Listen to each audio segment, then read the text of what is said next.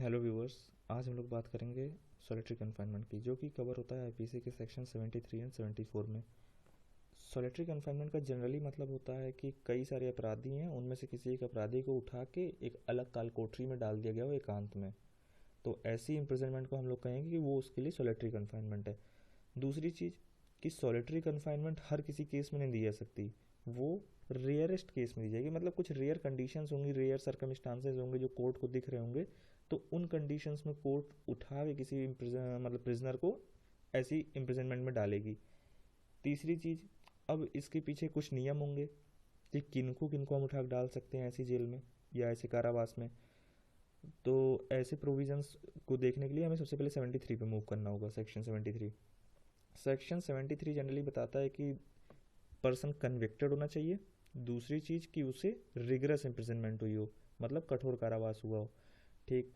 अब जब ये दोनों कंडीशन फुलफिल हो रही होंगी तो कोर्ट डिसाइड करेगी कि जितने टाइम पीरियड का उन्हें सज़ा मिला है, जितने टाइम पीरियड का उन्हें जेल हुआ है, मान लो ऐसे 5 साल का जेल हुआ है, तो उसी 5 साल के अंदर के टाइम पीरियड में ही कोर्ट जो है उन्हें कुछ टाइम पीरियड के लिए उन्हें सॉलिटरी कन्फाइनमेंट भी डाल देगी। जैसे 5 साल की जेल हुई, टोटल उनको सज़ा हुई, उसमें से उन्होंने कहा इस 5 साल में से उन्हें 1 महीना या 2 महीना या 3 महीने का उन्हें सॉलिटरी कन्फाइनमेंट भी दिया जाएगा। तो ऐसा नहीं होगा कि 5 साल प्लस 3 साल हो, अलग से सॉलिटरी कन्फाइनमेंट नहीं होगा, उसी में इंक्लूडेड होगा। दूसरी चीज़, अब सॉलिटरी कन्फाइनमेंट के लिए कुछ टाइम पीरियड्स होते हैं। जैसे कुछ टाइम पीरियड का मतलब कि किस टाइम पीरियड पे हम कितना दे सकते हैं, इसका भी नियम है, ये सेक्शन 73 बताता है। जैसे अगर 6 महीने तक का रिगरस इम्प्रिजनमेंट दिया गया है तो उसके लिए 1 महीने तक का कारावास दिया सकता है सॉलिटरी कन्फाइनमेंट का। दूसरी कंडीशन कि अगर रिगरस इम्प्रिजनमेंट कोर्ट द्वारा 6 महीने से ऊपर का है और 1 साल तक का है तो उस कंडीशन में 2 महीने तक का दिया जा सकता है सॉलिटरी कन्फाइनमेंट। तीसरी कंडीशन, अगर 1 साल से ऊपर की सज़ा हुई है, मतलब 1 साल से ऊपर का अगर रिगरस इम्प्रिजनमेंट मिला है, तो ऐसी कंडीशन में ज़्यादा से ज़्यादा 3 महीना हो सकता है बस। मतलब कंडीशन ओवरऑल हमें ये पता चली कि 3 महीने से ज़्यादा किसी भी केस में कोई भी कोर्ट सॉलिटरी कन्फाइनमेंट नहीं दे सकती। अब मूव करते हैं सेक्शन 74 पे।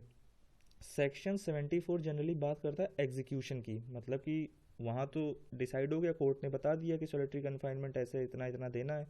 अब सॉलिटरी कन्फाइनमेंट को दिया कैसे जाएगा, एग्जीक्यूट कैसे किया, तो एग्जीक्यूशन की बात करता है सेक्शन 74।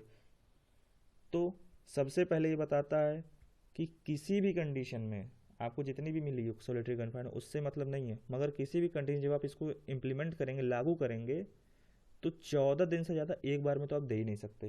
मतलब अगर आपने स्टार्ट किया, जैसे आपको 1 महीने की कोर्ट ने डिसाइड कर दी कि 1 महीने की सॉलिटरी कन्फाइनमेंट मिली है, तो आप एक बार में ज़्यादा से ज़्यादा 14 दिन की दे सकते हैं, उससे ज़्यादा नहीं दे सकते। और दूसरी चीज़ में ये भी बोला गया है कि 14 दिन की देंगे, उसके बाद 14 दिन का गैप करेंगे और फिर अगली सॉलिटरी कन्फाइनमेंट स्टार्ट करेंगे। ये हो गई पहली बात सेक्शन 74 की।